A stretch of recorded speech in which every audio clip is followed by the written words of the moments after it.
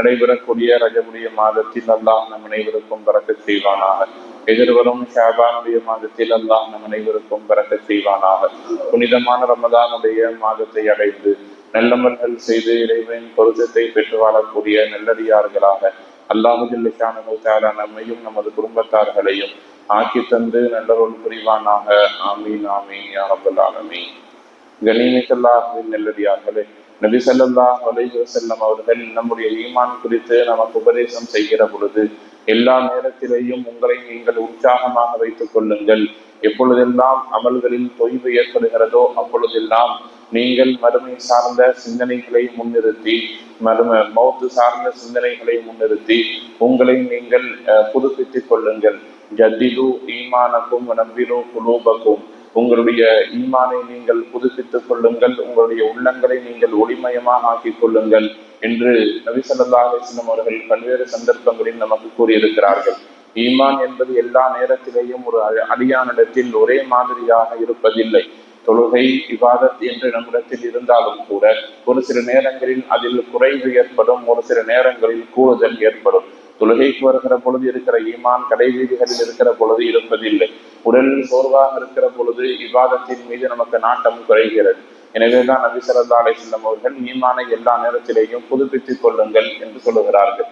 அந்த ஈமானை புதுப்பித்துக் கொள்வதற்கான காரணிகளில் மிக முக்கியமான 1-2 விஷயங்கள் என்னன்னு சொன்னா, மரணத்தை பற்றி உண்டான ஒரு சிந்தனையும் கவலையும், அதுபோல் நாளை அல்லாஹ்விடத்தில் நாம் பதில் சொல்ல வேண்டிய அந்த சூழ்நிலை, அதை பற்றி உள்ள யோசனையும் நம்முடைய ஈமானை புதுப்பிக்கும். மறுமை நாளை பற்றி உண்டான அதனுடைய அமளி தும்மலிகளை பற்றி உண்டான சிந்தனையும் நமக்கு ஈமானை புதுப்பிக்கும், அமல்களின் மீதான ஆர்வத்தை கொடுக்கும்.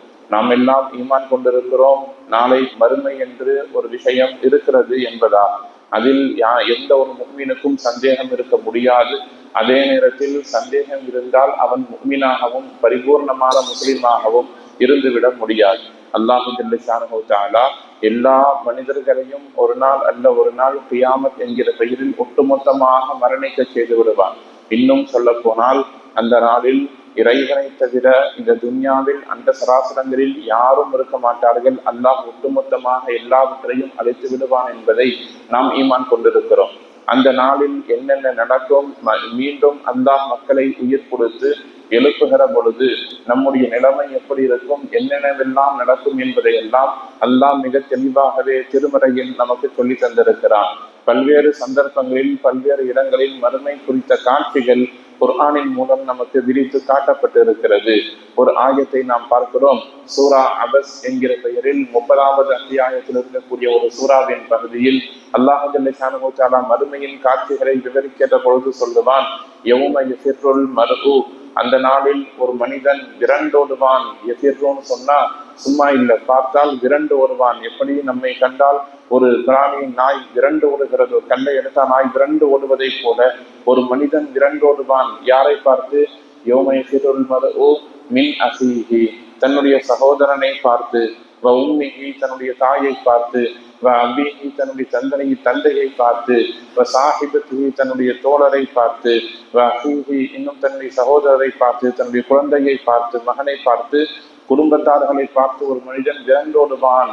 என்ன காரணம்னா, தன்னை தானே தற்காத்து கொள்ள முடியாத அந்த சூழ்நிலையில் இவர்களோடு சேர்ந்து நாம் என்ன செய்ய போகிறோம் என்று, யாருக்காக குடும்பத்தை, எந்த ஒரு குடும்பத்திற்காக தொழுகையை விட்டு நாம் சம்பாதித்தோமோ, எந்த ஒரு குடும்பத்திற்காக நாம் ஏமாற்றி சம்பாதித்தோமோ, எந்த ஒரு குடும்பத்திற்காக காலமெல்லாம் உழைத்துக் கொண்டிருக்கிறோமோ, அந்த குடும்பத்தை கண்டால் நாளை மறுமையில் நாம் விரண்டோடுவோம். என்னுடைய குழந்தை, என்னுடைய தகப்பனார், என்னுடைய மாமன், என்னுடைய மச்சான் என்று மறுமையில் சொந்தம் என்பது நிலைத்திருக்காது. எல்லாம் ஒருவரை ஒருவர் விட்டு ஓடுவார்கள். இதுதான் மறுமையின் நிலை என்று நம்முடைய ஈமானை பலப்படுத்தி கொள்வதற்காக அல்லாஹ் மறுமையில் நடக்கக்கூடிய நிகழ்வை இந்த சூறாவில் சொல்லுவான். அல்லாஹ் மஹ்ஷர் மைதானத்துல எல்லா மக்களையும் ஒன்று கூட்டி வைத்து ஒன்று சேர்த்து வைத்திருக்கிற பொழுது ஒருவரை ஒருவர் பார்த்து ஓடிக்கொண்டிருப்பார்கள், விரண்டோடுவார்கள்.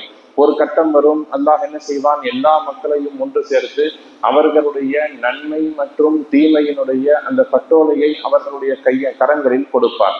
அந்த நேரத்தில் என்ன நடக்கும், அதையும் அல்லாஹ் குர்ஆனில் பேசுகிறான். ஒரு சில மக்களுக்கு நாம் வலது கரத்தில் அவர்களுடைய பட்டோலையை கொடுப்போம், அவர்கள் சொர்க்கவாசிகள், அவர்கள் நல்லவர்கள், அவர்களுக்கு எந்த சிக்கலும் இல்லை. ஒரு சில மக்கள் இருப்பார்கள், அவர்களுக்கு இடது கரத்திலும் முதுகுக்கு பின்னாலும் நாம் அவர்களுடைய பட்டோலையை கொடுப்போம், அவர்கள் நரகவாசிகள், அவர்கள் சோதனைக்குள்ளவர்கள் என்று குர்ஆனில் பேசுகிறார்.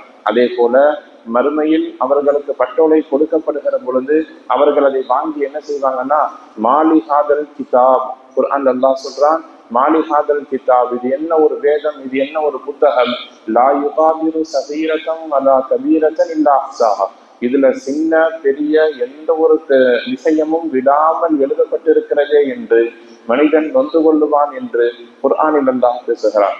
இது போல மறுமையில் அல்லாஹ் மக்களை ஒன்று சேர்த்து வைப்பான், அவர்களுடைய கரங்களில் அவர்களுடைய கிதாபுகளை கொடுப்பான், அதில் நம்முடைய ஆயுளில் நாம் செய்த எல்லா விஷயங்களும் எழுதப்பட்டிருக்கும்.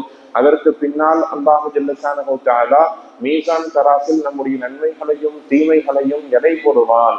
அந்த நேரத்தில் ஃபமன் சகுலத் மவாசீனுஹு ஃபஉலாயிக ஹுமுல் முஃப்லிஹூன், யாருடைய மீசான் தராசு நன்மையினால் கனத்திருக்கிறதோ ஃபஉலாயிக ஹுமுல் முஃப்லிஹூன், அவர்கள் வெற்றியாளர்கள். உதாரணத்திற்கு நன்மையையும் தீமையையும் எடை போடுகிற பொழுது நன்மையை விட தீமை எடை குறைவானதாக இருந்தால் பிரச்சனை இல்லை, நன்மை மிகைத்து விட்டால் மீதம் இருக்கக்கூடிய பாவங்கள் அனைத்தையும் அல்லாஹ் மன்னித்து விடுகிறார். இதே நன்மை குறைந்து தீமை அதிகமாகிவிட்டால் அவனுடைய மீதம் இருக்கும் எல்லா நன்மையும் வீணாகிவிடும் என்பதை கவனத்துல கொள்ளணும். நன்மை 50 தீமையும் 50 வச்சுக்கிட்டா மீசான் சரிசமமாக இருக்கும். இப்பொழுது 51 என்கிற ரீதியில் பாவம் இருந்தது, தீமை இருந்ததுன்னு சொன்னா 49 நன்மைகளும் அளிக்கப்பட்டு விடும். நாம் துன்யாவில கஷ்டப்பட்டு செஞ்ச அத்தனை நன்மைகளும் அளிக்கப்பட்டு விடும். இது நன்மையில் 51 என்று வந்துவிட்டால் 49 பாவங்களும் உங்களுக்கு முழுமையாக அளிக்கப்படும். அல்லாஹ் இதைத்தான் குர்ஆன்ல மீசான் தராசில் உங்களுடைய நன்மை தீமைகள் எடை போடப்படும் என்று சொல்லுகிறான். அந்த நேரத்தில் ஒரு மனிதன் தன்னுடைய வெற்றி தனக்கு மீசான் தராசில் நன்மை அதிகமாக வேணும்னு சொல்லி சொன்னால், ஒரு சில மக்களுக்கு அவர்கள் நன்மைன்னு தெரியாமல் செய்த காரியங்கள் கூட ஒரு பெரும் பலனை கொடுக்கக்கூடியதாக இருக்கும்னு ஹதீஸ்ல பார்க்கிறோம். உதாரணத்துக்கு துன்யாவில் வாழுகிற பொழுது மக்களை பற்றி உண்டான குறைபாடுகள் உங்களுக்கு தெரிகிறது.